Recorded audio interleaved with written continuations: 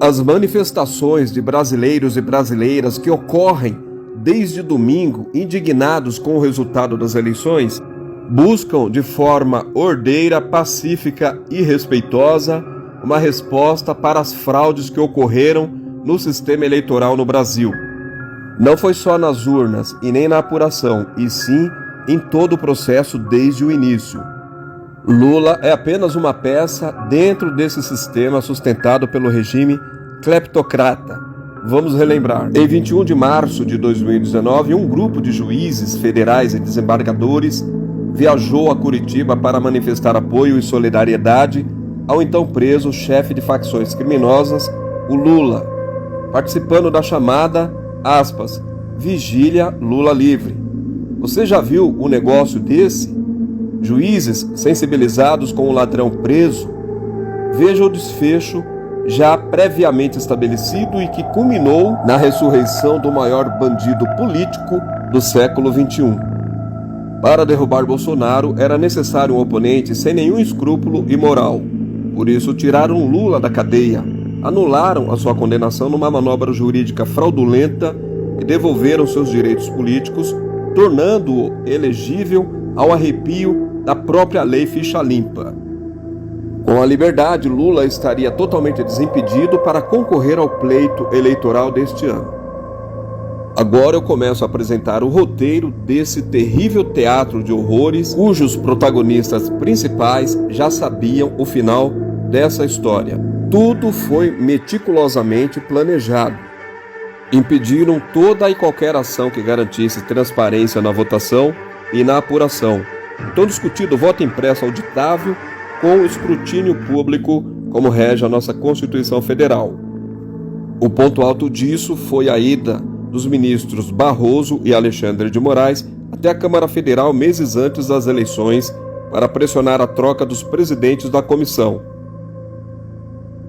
o que foi decisivo para o projeto não passar.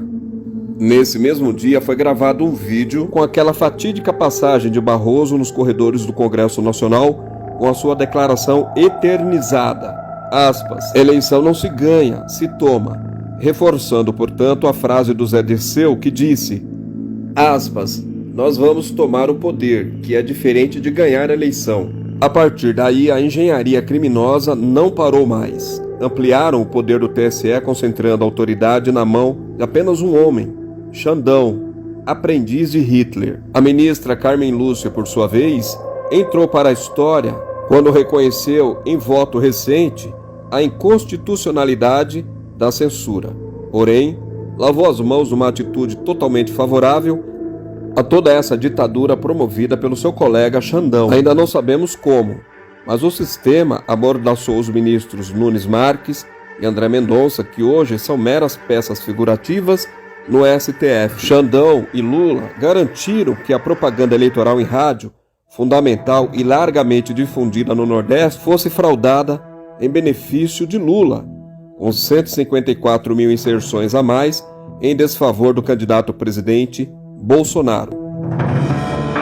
O resultado já estava pronto.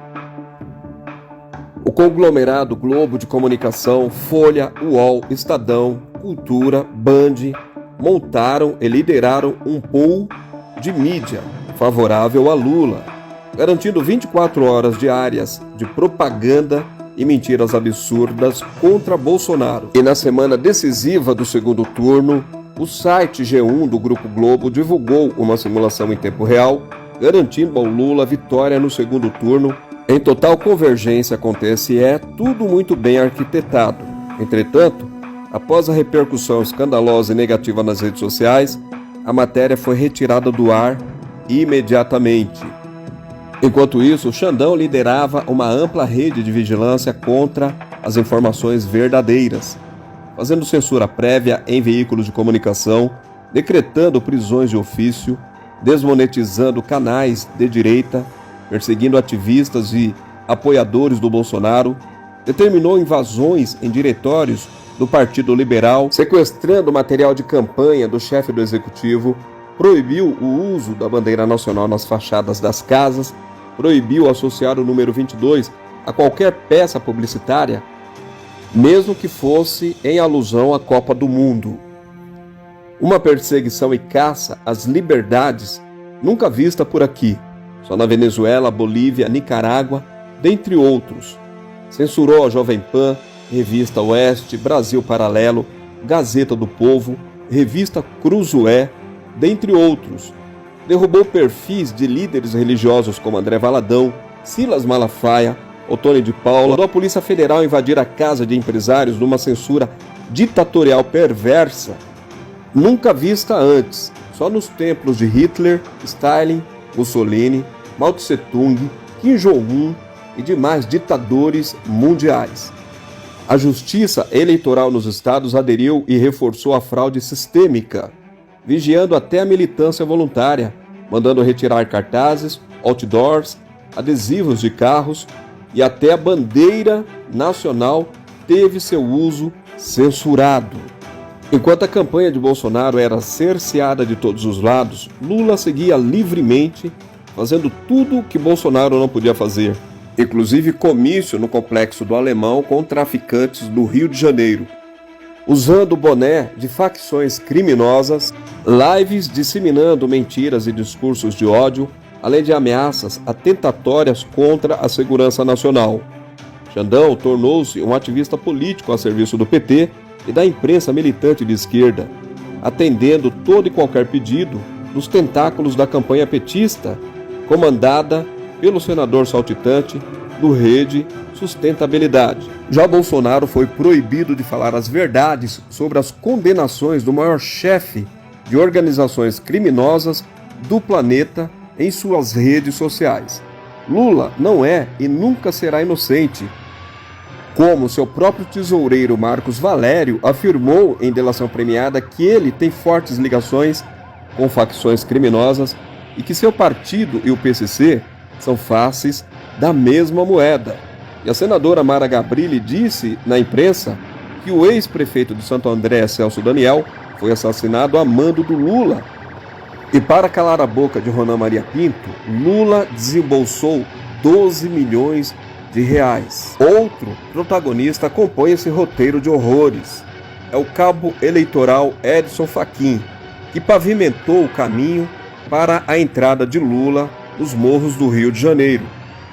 Por ofício, ele impediu que a polícia militar fizesse operações contra traficantes nos morros. E a Polícia Rodoviária Federal foi proibida de impedir boca de urna e compra de votos. A PF, por sua vez, foi impedida de investigar pesquisas fraudulentas e Xandão ignorou os relatórios que comprovaram as fraudes.